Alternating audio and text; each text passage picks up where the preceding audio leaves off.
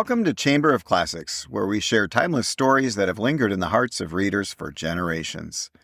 Today's tale is Little Thumbelina by Hans Christian Andersen, a gentle fairy tale about a tiny girl in a very large world. As Thumbelina journeys through danger, uncertainty, and unexpected kindness, she learns that courage does not depend on size, and that home is sometimes found where we least expect it. Settle in and enjoy this beloved classic.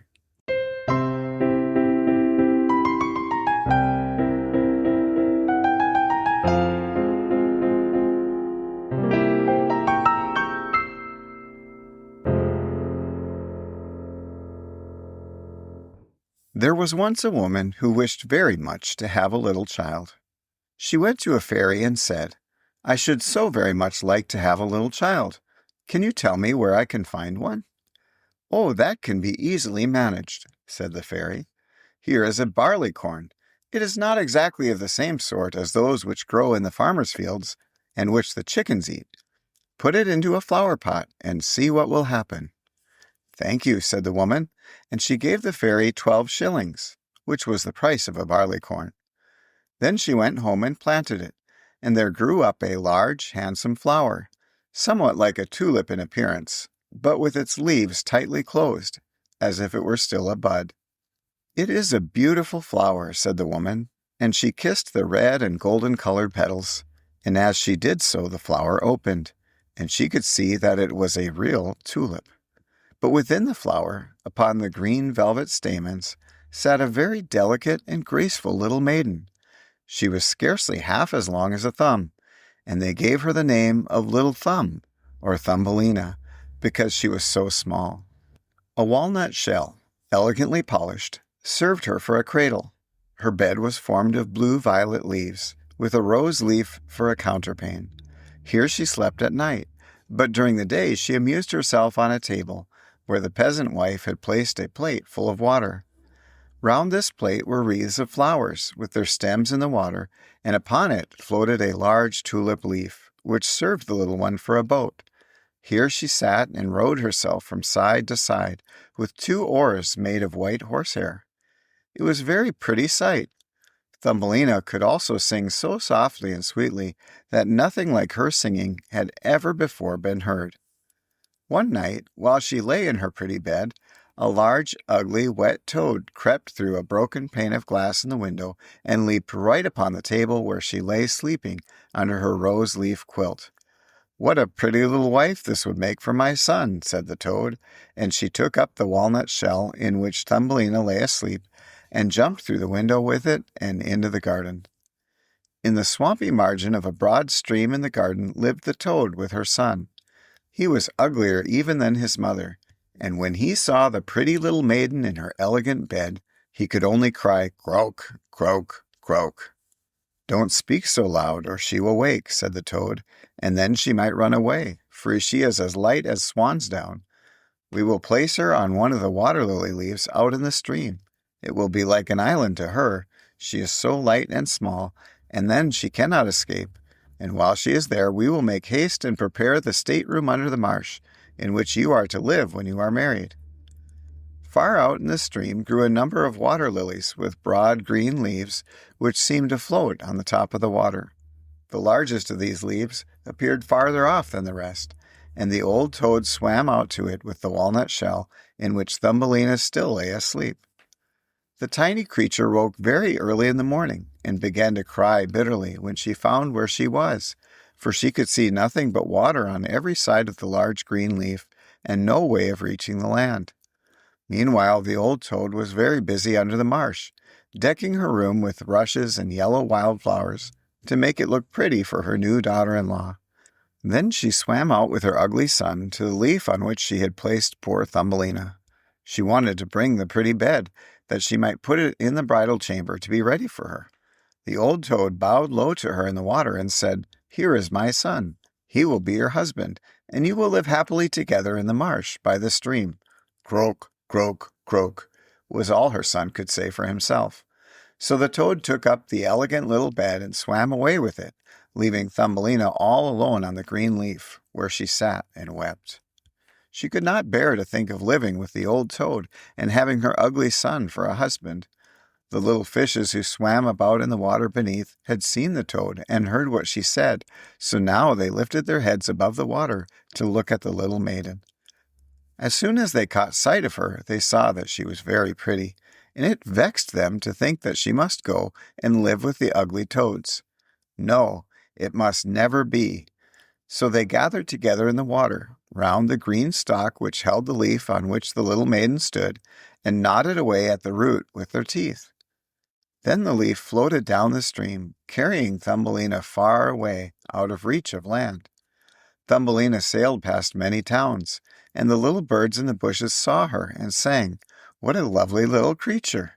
So the leaf swam away from her farther and farther, till it brought her to other lands. A graceful little white butterfly constantly fluttered round her, and at last alighted on the leaf. The little maiden pleased him, and she was glad of it, for now the toad could not possibly reach her, and the country through which she sailed was beautiful, and the sun shone upon the water till it glittered like liquid gold. She took off her girdle and tied one end of it round the butterfly, fastening the other end of the ribbon to the leaf, which now glided on much faster than before, taking Thumbelina with it as she stood. Presently a large cockchafer flew by. The moment he caught sight of her, he seized her round her delicate waist with his claws, and flew with her into a tree. The green leaf floated away on the brook, and the butterfly flew with it, for he was fastened to it and could not get away. Oh, how frightened Thumbelina felt when the cockchafer flew with her to the tree! But especially was she sorry for the beautiful white butterfly which she had fastened to the leaf, for if he could not free himself he would die of hunger. But the cockchafer did not trouble himself at all about the matter. He seated himself by her side on a large green leaf, gave her some honey from the flowers to eat, and told her she was very pretty, though not in the least like a cockchafer. After a time, all the cockchafers who lived in the tree came to pay Thumbelina a visit.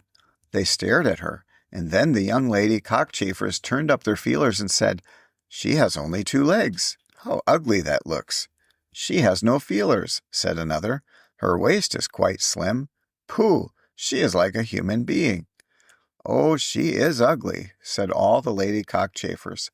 The cockchafer who had run away with her believed all the others when they said that she was ugly. He would have nothing more to say to her, and told her she might go where she liked. Then he flew down with her from the tree and placed her on a daisy, and she wept at the thought that she was so ugly that even the cockchafers would have nothing to say to her. And all the while she was really the loveliest creature that one could imagine, and as tender and delicate as a beautiful rose leaf. During the whole summer, poor little Thumbelina lived quite alone in the wide forest. She wove herself a bed with blades of grass and hung it up under a broad leaf to protect herself from the rain. She sucked the honey from the flowers for food and drank the dew from their leaves every morning. So passed away the summer and the autumn, and then came the winter, the long, cold winter. All the birds who had sung to her so sweetly had flown away, and the trees and the flowers had withered. The large shamrock under the shelter of which she had lived was now rolled together and shriveled up. Nothing remained but a yellow, withered stalk. She felt dreadfully cold, for her clothes were torn, and she was herself so frail and delicate that she was nearly frozen to death. It began to snow, too, and the snowflakes, as they fell upon her, were like a whole shovelful falling upon one of us, for we are tall, but she was only an inch high. She wrapped herself in a dry leaf, but it cracked in the middle and could not keep her warm, and she shivered with cold. Near the wood in which she had been living was a large cornfield, but the corn had been cut a long time. Nothing remained but the bare, dry stubble, standing up out of the frozen ground. It was to her like struggling through a large wood. Oh, how she shivered with the cold! She came at last to the door of a field mouse, who had a little den under the corn stubble. There dwelt the field mouse in warmth and comfort, and a whole room full of corn, a kitchen, and a beautiful dining room. Poor Thumbelina stood before the door, just like a little beggar girl, and asked for a small piece of barley corn, for she had been without a morsel to eat for 2 days. "You poor little creature," said the field mouse, for she was really a good old mouse. "Come into my warm room and dine with me." She was pleased with Thumbelina, so she said, "You are quite welcome to stay with me all the winter if you like, but you must keep my rooms clean and neat and tell me stories, for I shall like to hear them very much." And Thumbelina did all that the field mouse asked her, and found herself very comfortable. "We shall have a visitor soon," said the field mouse one day. "My neighbor pays me a visit once a week. He is better off than I am. He has large rooms and wears a beautiful black velvet coat. If you could only have him for a husband, you would be well provided for indeed. But he is blind, so you must tell him some of your prettiest stories." Thumbelina did not feel at all interested about this neighbor, for he was a mole. However, he came and paid his visit, dressed in his black velvet coat. "He is very rich and learned, and his house is 20 times larger than mine," said the field mouse. He was rich and learned, no doubt, but he always spoke slightingly of the sun and the pretty flowers, because he had never seen them. Thumbelina was obliged to sing to him, "Lady bird, fly away home," and many other pretty songs. And the mole fell in love with her because she had so sweet a voice, but he said nothing yet, for he was very prudent and cautious. A short time before, the mole had dug a long passage under the earth, which led from the dwelling of the field mouse to his own, and here she had permission to walk with Thumbelina whenever she liked. But he warned them not to be alarmed at the sight of a dead bird which lay in the passage. It was a perfect bird, with a beak and feathers, and could not have been dead long. It was lying just where the mole had made his passage.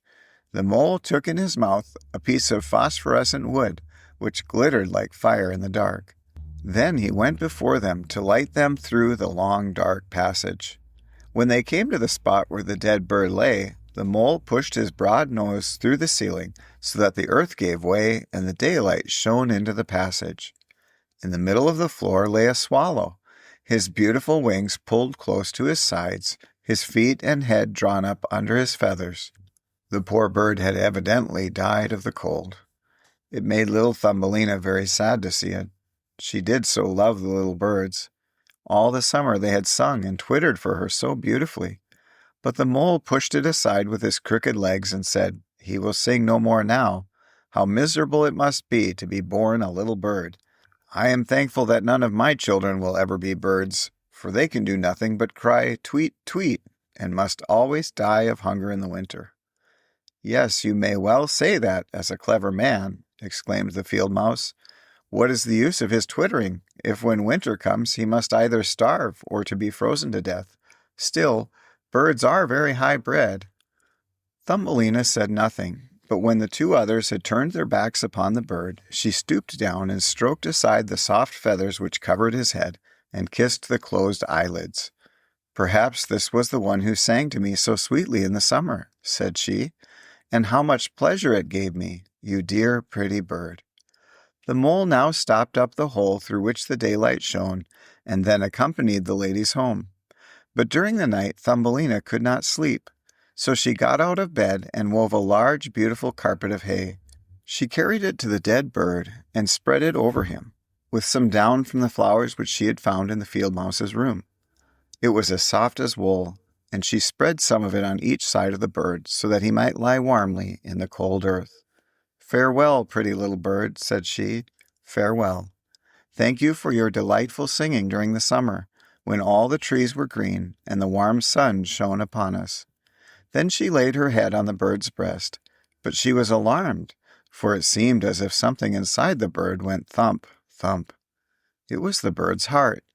He was not really dead, only benumbed with the cold, and the warmth had restored him to life. In autumn all the swallows fly away into warm countries. But if one happens to linger, the cold seizes it, and it becomes chilled and falls down as if dead. It remains where it fell, and the cold snow covers it. Thumbelina trembled very much. She was quite frightened, for the bird was large, a great deal larger than herself. She was only an inch high. But she took courage, laid the wool more thickly over the poor swallow, and then took a leaf which she had used for her own counterpane and laid it over his head. The next night she again stole out to see him. He was alive but very weak. He could only open his eyes for a moment to look at Thumbelina, who stood by holding a piece of decayed wood in her hand, for she had no other lantern. "Thank you, pretty little maiden," said the sick swallow. "I have been so nicely warmed that I shall soon regain my strength and be able to fly out again into the warm sunshine." "Oh," said she, "it is cold out of doors now. It snows and freezes. Stay in your warm bed. I will take care of you." She brought the swallow some water in a flower leaf, and after he had drunk, he told her that he had wounded one of his wings in a thorn bush and could not fly as fast as the others, who were soon far away on their journey to warm countries. At last he had fallen to the earth, and could remember nothing more, nor how he came to be where she had found him. All winter the swallow remained underground, and Thumbelina nursed him with care and love. She did not tell either the mole or the field mouse anything about it, for they did not like swallows. Very soon the springtime came, and the sun warmed the earth. Then the swallow bade farewell to Thumbelina, and she opened the hole in the ceiling which the mole had made. The sun shone in upon them so beautifully that the swallow asked her if she would go with him. She could sit on his back, he said, and he would fly away with her into the green woods. But she knew it would grieve the field mouse if she left her in that manner, so she said, "No, I cannot." "Farewell, then, farewell, you good pretty little maiden," said the swallow, and he flew out into the sunshine. Thumbelina looked after him, and the tears rose in her eyes. She was very fond of the poor swallow. "Tweet, tweet," sang the bird, as he flew out into the green woods, and Thumbelina felt very sad. She was not allowed to go out into the warm sunshine. The corn which had been sowed in the field over the house of the field mouse had grown up high into the air and formed a thick wood to Thumbelina, who was only an inch in height. "You are going to be married, little one," said the field mouse. "My neighbor has asked for you. What good fortune for a poor child like you. Now we will prepare your wedding clothes. They must be woolen and linen. Nothing must be wanting when you are the wife of the mole." Thumbelina had to turn the spindle, and the field mouse hired 4 spiders, who were to weave day and night. Every evening the mole visited her, and was continually speaking of the time when the summer would be over. Then he would keep his wedding day with Thumbelina. But now the heat of the sun was so great that it burned the earth and made it hard, like stone. As soon as the summer was over, the wedding should take place. But Thumbelina was not at all pleased, for she did not like the tiresome mole. Every morning when the sun rose and every evening when it went down, she would creep out at the door, and as the wind blew aside the ears of corn so that she could see the blue sky, she thought how beautiful and bright it seemed out there, and wished so much to see her dear friend the swallow again. But he never returned, for by this time he had flown far away into the lovely green forest. When autumn arrived, Thumbelina had her outfit quite ready, and the field mouse said to her, "In 4 weeks the wedding must take place." Then she wept and said she would not marry the disagreeable mole. "Nonsense," replied the field mouse. "Now don't be obstinate, or I shall bite you with my white teeth. He is a very handsome mole. The queen herself does not wear more beautiful velvets and furs. His kitchens and cellars are quite full. You ought to be very thankful for such good fortune." So the wedding day was fixed, on which the mole was to take her away to live with him, deep under the earth, and never again to see the warm sun, because he did not like it. The poor child was very unhappy at the thought of saying farewell to the beautiful sun, and as the field mouse had given her permission to stand at the door, she went to look at it once more. "Farewell, bright sun," she cried, stretching out her arm towards it, and then she walked a short distance from the house, for the corn had been cut, and only the dry stubble remained in the fields. "Farewell, farewell," she repeated, twining her arm around a little red flower that grew just by her side. "Greet the little swallow from me, if you should see him again." Tweet, tweet, sounded over her head suddenly. She looked up, and there was the swallow himself, flying close by. As soon as he spied Thumbelina, he was delighted. She told him how unwilling she was to marry the ugly mole, and to live always beneath the earth, never more to see the bright sun. And as she told him, she wept. "Cold winter is coming," said the swallow, and I am going to fly away into warmer countries. Will you go with me? You can sit on my back and fasten yourself on with your sash. Then we can fly away from the ugly mole and his gloomy rooms, far away over the mountains, into warmer countries, where the sun shines more brightly than here, where it is always summer, and the flowers bloom in greater beauty. Fly now with me, my dear little one. You saved my life when I lay frozen in that dark, dreary passage." "Yes, I will go with you," said Thumbelina, and she seated herself on the bird's back, with her feet on his outstretched wings, and tied her girdle to one of his strongest feathers. The swallow rose in the air and flew over forest and over sea, high above the highest mountains, covered with eternal snow. Thumbelina would have been frozen in the cold air, but she crept under the bird's warm feathers, keeping her little head uncovered so that she might admire the beautiful lands over which they passed. At length they reached the warm countries, where the sun shines brightly and the sky seems so much higher above the earth. Here on the hedges and by the wayside grew purple, green, and white grapes. Lemons and oranges hung from trees in the fields, and the air was fragrant with myrtles and orange blossoms.